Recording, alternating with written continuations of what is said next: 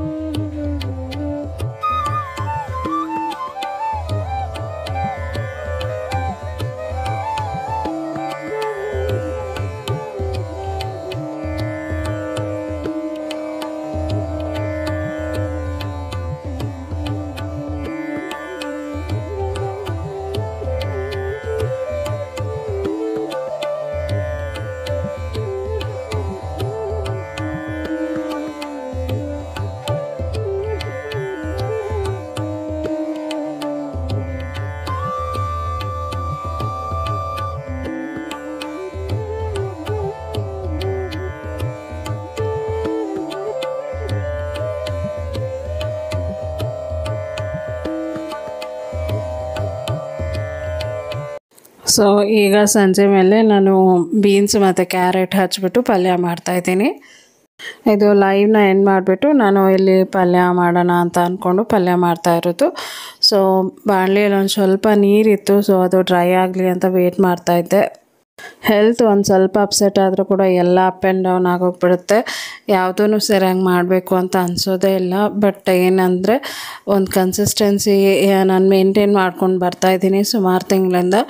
ಅದನ್ನು ಬ್ರೇಕ್ ಮಾಡೋಕ್ಕೆ ನನಗೆ ಇಷ್ಟ ಇಲ್ಲ. ಹಾಗಾಗಿ ನನ್ನ ಕೈಯಲ್ಲಿ ಸಾಧ್ಯ ಆದಷ್ಟು ನಾನು ವ್ಲಾಗ್ಸ್ನ ಶೇರ್ ಮಾಡ್ತಾಯಿದ್ದೀನಿ. ಸೊ ಇವಾಗ ಸ್ವಲ್ಪ ಎಣ್ಣೆ ಹಾಕಿಬಿಟ್ಟು ಸಾಸಿವೆ ಜೀರಿಗೆನ ಹಾಕ್ತಾಯಿದ್ದೀನಿ. ಹಾಗೆ ಈರುಳ್ಳಿ ಮತ್ತು ಹಸಿಮೆಣಸಿನ್ಕಾಯಿನ ಹಚ್ಚಿಟ್ಕೊಂಡಿದ್ದೆ. ಸೊ ಇವಾಗ ಈರುಳ್ಳಿ ಮತ್ತು ಹಸಿಮೆಣಸಿನ್ಕಾಯಿನ ಕೂಡ ಹಾಕೋತೀನಿ.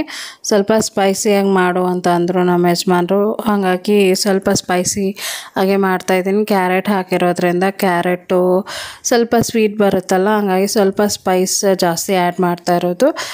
ಹಸಿಮೆಣಸಿನ್ಕಾಯಿ ಸ್ವಲ್ಪ ಖಾರ ಕಮ್ಮಿ ಇದು, ಹಾಗಾಗಿ ಸ್ವಲ್ಪ ಜಾಸ್ತಿನೇ ಹಾಕಿದ್ದೀನಿ.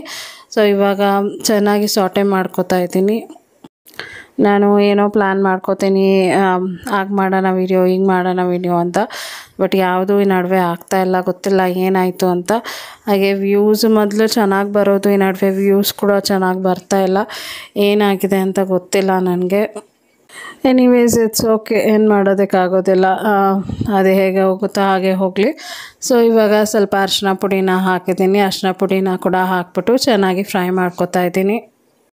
So beans carrot already cut ಮಾಡ್ಕೊಂಡಿದ್ದೆ. ಬೀನ್ಸು ಸ್ವಲ್ಪನೇ ಇತ್ತು. ನಾನು ಲಾಸ್ಟ್ ಟೈಮು ಮಾಡಿದೆ ನೋಡಿ, ಒಂದು ಕೂಟ್ ಥರ ಮಾಡಿದ್ದೆ, ಅದರಲ್ಲಿ ಸ್ವಲ್ಪ ಬೀನ್ಸ್ ಉಳಿದಿತ್ತು. ಕ್ಯಾರೆಟ್ ಒಂದು ಸ್ವಲ್ಪ ಜಾಸ್ತಿನೇ ತೊಗೊಂಡು ಬಂದಿದೆ ನೋಡಿ. ಅದಕ್ಕೆ ಕ್ಯಾರೆಟು ಜ್ಯೂಸ್ ಮಾಡ್ಕೊಂಡು ಕುಡಿತಾ ಇರ್ತೀವಿ ಅವಾಗವಾಗ. ಸೊ ಹಂಗಾಗಿ ಕ್ಯಾರೆಟ್ ಜಾಸ್ತಿ ತೊಗೊಂಡು ಬಂದಿದೆ. ಸೊ ಕ್ಯಾರೆಟು ವೇಸ್ಟ್ ಆಗೋದು ಬೇಡ ಅಂದ್ಬಿಟ್ಟು ಇವಾಗ ಪಲ್ಯ ಮಾಡ್ತಾಯಿದ್ದೀನಿ. ಸೊ ಇವಾಗ ಬೀನ್ಸ್ ಕ್ಯಾರೆಟ್ ಎಲ್ಲ ಹಾಕ್ಬಿಟ್ಟು ಚೆನ್ನಾಗಿ ಫ್ರೈ ಮಾಡ್ಕೊತಾ ಇದ್ದೀನಿ. ಸೊ ಇವಾಗ ಇದಕ್ಕೆ ಉಪ್ಪನ್ನ ಹಾಕ್ಬಿಡ್ತೀನಿ. ಉಪ್ಪನ್ನ ಹಾಕಿದರೆ ಸ್ವಲ್ಪ ಬೇಗ ಬೇಯುತ್ತೆ ಅಂದ್ಬಿಟ್ಟು ಇವಾಗಲೇ ನಾನು ಉಪ್ಪನ್ನ ಹಾಕ್ತಾಯಿದ್ದೀನಿ. ಸೊ ಕಲ್ಲುಪ್ಪೆ ಹಾಕ್ತಾಯಿದ್ದೀನಿ. ನಾನು ತುಂಬ ಕಮ್ಮಿ ಪುಡಿ ಉಪ್ಪನ್ನ ಯೂಸ್ ಮಾಡೋದು, ಜಾಸ್ತಿ ಯೂಸ್ ಮಾಡೋಕ್ಕೆ ಹೋಗೋದಿಲ್ಲ. ಸೊ ಇವಾಗ ಉಪ್ಪನ್ನ ಹಾಕ್ಬಿಟ್ಟು ಚೆನ್ನಾಗಿ ಮಿಕ್ಸ್ ಮಾಡ್ಕೊತೀನಿ. ಇದೇನು ಜಾಸ್ತಿ ಟೈಮ್ ತೊಗೊಳ್ಳೋದಿಲ್ಲ ಫ್ರೈ ಆಗೋಕ್ಕೆ. ಹಾಗೆ ನಾನು ಹೇಳಿದೆ ನೋಡಿ, ಚಪಾತಿ ಕೂಡ ಮಾಡ್ತಾಯಿದ್ದೀನಿ ಅಂತ. ಒಂದು ಸೈಡು ಹಿಟ್ಟು ಕೂಡ ಕಲಿಸ್ಕೊತಾ ಇದ್ದೀನಿ. ಸೊ ರೆಡಿ ಮಾಡಿ ಇಟ್ಕೊಂಡ್ರೆ ಮಾಡೋಕ್ಕೆ ಸರಿ ಇರುತ್ತೆ ಅಂತ. ಸೊ ಲಾಸ್ಟ್ ಟೈಮ್ ಮಾಡ್ದಂಗೆ ಡಬಲ್ ಚಪಾತಿ. ಸೊ ಯೂಶ್ವಲಿ ನಾನು ಈ ನಡುವೆ ಡಬಲ್ ಚಪಾತಿನೇ ಮಾಡ್ತಾಯಿದ್ದೀನಿ, ಸ್ವಲ್ಪ ಬೇಗ ಆಗುತ್ತೆ ಅಂದ್ಬಿಟ್ಟು. ಇವಾಗ ಈ ಪಲ್ಯಕ್ಕೆ ಒಂದು ಸ್ವಲ್ಪ ನೀರನ್ನ ಹಾಕ್ಬಿಟ್ಟು ಸ್ವಲ್ಪ ಮಿಕ್ಸ್ ಮಾಡ್ತಾಯಿದ್ದೀನಿ. ಹಾಗೆ ಒಂದು ಸ್ವಲ್ಪ ಹೊತ್ತು ಕ್ಲೋಸ್ ಮಾಡಿಟ್ರೆ ಬೇಗ ಬೇಯುತ್ತೆ ಅಂತ. ಸೊ ಇವಾಗ ಪಲ್ಯ ನೋಡಿ ಆಲ್ಮೋಸ್ಟ್ ರೆಡಿ ಆಗಿದೆ. ಇದನ್ನು ಒಂದು ಸತಿ ಮಿಕ್ಸ್ ಮಾಡಿಬಿಟ್ಟು ಕ್ಲೋಸ್ ಮಾಡಿ ಇಟ್ಬಿಡ್ತೀನಿ. ಸೊ ಅವಾಗ ಪಲ್ಯ ರೆಡಿ ಆಗುತ್ತೆ. ಇವಾಗ ಚೆಕ್ ಮಾಡ್ತಾಯಿದ್ದೀನಿ ನಾನು, ಬೆಂದಿದೆಯಾ ಇಲ್ವಾ ಕ್ಯಾರೆಟು ಅಂತ. ಸೊ ವಾಯ್ಸ್ ಸ್ವಲ್ಪ ಚೇಂಜಸ್ ಇದೆ, ಯಾಕಂದರೆ ಕೆಮ್ಮು ಬರುತ್ತೆ, ಮಾತಾಡಿದ್ರೆ ಕೆಮ್ಮು ಬರುತ್ತೆ ನನಗೆ. ಯಾಕೆ ಅಂತ ಗೊತ್ತಿಲ್ಲ. ಎಕ್ಸ್ಪೆಷಲಿ ವಿಡಿಯೋ ಮಾಡಬೇಕಾದ್ರೇ ಕೆಮ್ಮು ಬರುತ್ತೆ. ಸೊ ಹಂಗಾಗಿ ಕ್ಯಾರೆಟ್ ಇನ್ನೊಂಚೂರು ಕೂಡ ಬೇಯಬೇಕಿತ್ತು. ಇವಾಗ ಕ್ಲೋಸ್ ಮಾಡಿ ಇಡ್ತೀನಿ. ಅಷ್ಟರೊಳಗೆ ಚಪಾತಿ ಕೂಡ ಈ ಕಡೆ ಲಟ್ಟಿಸ್ಕೊತೀನಿ. ಸೊ ಚಪಾತಿಗೆ ನಾನು ಡಬಲ್ ಲೇಯರ್ ಚಪಾತಿ ಮಾಡ್ತಾಯಿದ್ದೀನಿ ಅಂತ ಹೇಳ್ದೆ ಅಲ್ಲ. ಸೊ ಅದಕ್ಕೆ ಎಲ್ಲ ಲಟ್ಟಿಸ್ಕೊಂಡಿದ್ದೀನಿ. ಸೊ ನಾನು ಇಲ್ಲಿ 4 ಚಪಾತಿ ಮಾಡ್ತಾಯಿದ್ದೀನಿ. ಸೊ ನಾನೇನು ಚಪಾತಿ ತಿನ್ನೋದಿಲ್ಲ. ಸೊ ನನಗೆ ಸಾಫ್ಟ್ ಫುಡ್ ತಿನ್ನೋಕ್ಕೆ ಹೇಳಿದ್ದಾರೆ, ಹಾಗಾಗಿ ಚಪಾತಿ ತಿನ್ನೋದಿಲ್ಲ ನಾನು. ಸೊ ನಮ್ಮ ಯಜಮಾನ್ರಿಗೆ ರೈಸ್ ಬೇಡ ಅಂತಂದರು. ಅವ್ರಿಗೊಂದು 2 ಚಪಾತಿ, ಹಾಗೆ ಯಶ್ಗೊಂದು ಚಪಾತಿ, ನಮ್ಮ ಅಕ್ಕಗೊಂದು ಚಪಾತಿ. ಸೊ ಟೋಟಲ್ 4 ಚಪಾತಿ ಮಾಡ್ತಾಯಿದ್ದೀನಿ. ಇವಾಗ ನೋಡಿ ಲಟ್ಟಿಸ್ಕೊತಾ ಇದ್ದೀನಿ ಡಬಲ್ ಲೇಯರ್ ಚಪಾತಿ. ಇದರಲ್ಲಿ ಮಧ್ಯ ಎಣ್ಣೆ ಹಾಕ್ಕೊಂಡ್ರೆ ನಿಮಗೆ ಚಪಾತಿ ಎಲ್ಲ ಈಸಿಯಾಗಿ ಬಿಟ್ಕೊಂಡು ಬರುತ್ತೆ. ಈ ರೀತಿ ಟ್ರೈ ಮಾಡಿ ನೋಡಿ, ನೀವು ಯಾರಾದರೂ ಮಾಡ್ತೀರಾ ಅಂತಂದರೆ. ಇದಕ್ಕೆ ಮುಂಚೆ ಕೂಡ ತುಂಬ ಸರಿ ಶೇರ್ ಮಾಡಿದ್ದೀನಿ. ಹೊಸಬ್ರು ಯಾರಾದರೂ ನೋಡ್ತಾ ಇದ್ದರೆ ಸೊ ಅವರಿಗೆ ಹೆಲ್ಪ್ ಆಗುತ್ತೆ ಅಂತ ಮತ್ತೆ ಶೇರ್ ಮಾಡೋದು. ಸೊ ನೋಡಿ ಇವಾಗ ಸೆಕೆಂಡ್ ಚಪಾತಿ ಕೂಡ ಲಟ್ಟಿಸ್ಕೊತಾ ಇದ್ದೀನಿ. ಸೊ ನೀವು ಒಂದರ ಮೇಲೆ ಒಂದು ಹಾಕಿ ಈ ಥರ ಲಟ್ಟಿಸ್ಕೊಂಡ್ರೆ ದೊಡ್ಡದು ಆಗುತ್ತೆ ಚಪಾತಿ. ಸೊ ಇವಾಗೆಲ್ಲ ಲಟ್ಸ್ಕೊಂಡು ಆದಮೇಲೆ ಈ ಕಡೆ ಪಲ್ಯ ಕೂಡ ಆಗ್ತಾ ಬರ್ತಾಯಿದೆ. ಈಗ ನೋಡಿ ಪಲ್ಯ ಆಲ್ಮೋಸ್ಟ್ ರೆಡಿ ಆಗಿದೆ ಅಂತ ಅನ್ಕೋತೀನಿ. ಸೊ ಆಗಿದೆ, ಒಂದು ಸತಿ ಮಿಕ್ಸ್ ಮಾಡಿದ್ರೆ ಆಫ್ ಮಾಡಿಬಿಡ್ತೀನಿ. ಇವಾಗ ಪಲ್ಯ ರೆಡಿ ಆಗಿದೆ. ಹಾಗೆ ಈ ಕಡೆ ಚಪಾತಿ ಮಾಡೋಕ್ಕೆ ತವಾನ ಇಟ್ಟಿದ್ದೀನಿ.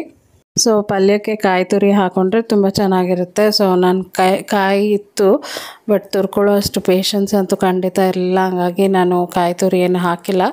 ಸೊ ನಿಮ್ಮ ಹತ್ರ ಇದ್ದರೆ ಕಾಯಿ ತುರಿ ಖಂಡಿತ ಹಾಕ್ಕೊಳ್ಳಿ, ಇನ್ನೂ ಟೇಸ್ಟಿಯಾಗಿರುತ್ತೆ. ಇವಾಗ ನಾನು ಚಪಾತಿ ಸುಡ್ತಾಯಿದ್ದೀನಿ. ಈ ಥರ ಚಪಾತಿ ಮಾಡೋದ್ರಿಂದ ಸೊ ನಮಗೆ ಯಾವಾಗಾದರೂ ಲೇಝಿ ಅಂತ ಅನಿಸ್ದಾಗ ಈ ರೀತಿ ಮಾಡಿಕೊಂಡ್ರೆ ನಮಗೆ ಕೆಲಸನೂ ಬೇಗ ಆಗುತ್ತೆ. ಮತ್ತು ಒಂದು ಸತಿಗೆ ಎರಡೆರಡು ಆಗುತ್ತೆ ಅಲ್ವಾ, ಹಂಗಾಗಿ ಪ್ರಾಬ್ಲಮ್ ಇರೋದಿಲ್ಲ. ಸೊ ಮೊದಲಿಗೆ ನಾನು ಎಣ್ಣೆ ಹಾಕೋದಿಲ್ಲ. ತುಂಬ ಜನ ಏನು ಮಾಡ್ತಾರೆ, ಚಪಾತಿ ಹಿಟ್ಟು ಹಾಕಿದ್ದೇನೆ ಎಣ್ಣೆ ಹಾಕ್ಬಿಡ್ತಾರೆ.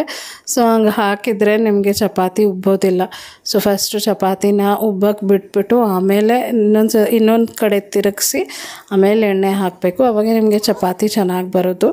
ಸೊ ನಮ್ಮ ಯಜಮಾನ್ರಿಗೆ ಇಲ್ಲಿ ಹಾಕಿ ಕೊಡ್ತಾಯಿದ್ದೀನಿ. ಚಪಾತಿ, ಪಲ್ಯ, ಈರುಳ್ಳಿ, ಸ್ವಲ್ಪ ಚಟ್ನಿ, ಖಾರದ ಚಟ್ನಿ, ಹಾಗೆ ಸ್ವಲ್ಪ ಮೊಸರು ಕೂಡ ಹಾಕ್ಕೊಂಡು ತಿಂತಾಯಿದ್ದಾರೆ. ಸೊ ಅವರು ಕೊಡು ವೀಡಿಯೋ ಏನು ಮಾಡ್ತೀಯ ಅಂದ್ಬಿಟ್ಟು ಫಸ್ಟು ಕಿತ್ಕೋತಾ ಇದ್ದಾರೆ ನನ್ನ ಕೈಯಿಂದ. ಸೊ ಚಪಾತಿ ಈ ರೀತಿ ನೋಡಿ ಆರಾಮಾಗಿ ಬಿಟ್ಕೊಂಡು ಬರುತ್ತೆ. ಸೊ ಈ ಥರ ಮಾಡಿ ನೋಡಿ, ಯಾರಾದರೂ ಮಾಡಿದರೆ ಕಮೆಂಟ್ಸಲ್ಲಿ ಹೇಳಿ ನನಗೆ. ಸೊ ನೋಡಿ, ಈ ರೀತಿ ಓಪನ್ ಮಾಡಿದರೆ ಈಸಿಯಾಗಿ ಓಪನ್ ಮಾಡ್ಬೋದು. ಸೊ ತವಾ ಮೇಲೆ ಕೂಡ ಓಪನ್ ಮಾಡ್ಬೋದು, ಅಷ್ಟು ಈಸಿಯಾಗಿ ಬರುತ್ತೆ. ನೋಡಿ ಎಷ್ಟು ಈಸಿಯಾಗಿ ಬರ್ತಾಯಿದೆ. ಸೊ ಈ ರೀತಿ ಮಾಡ್ಕೊಂಡು ನೋಡಿ.